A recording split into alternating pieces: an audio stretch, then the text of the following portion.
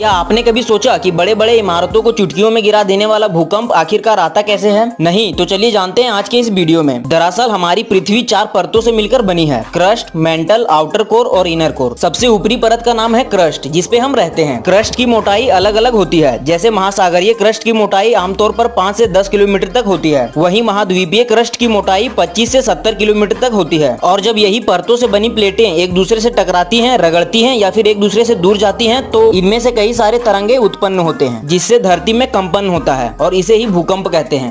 अब आप कमेंट में बताओ कि भूकंप को किस यंत्र से मापा जाता है। और ऐसे ही इंफॉर्मेटिव वीडियो देखने के लिए सब्सक्राइब करो हमारे चैनल को।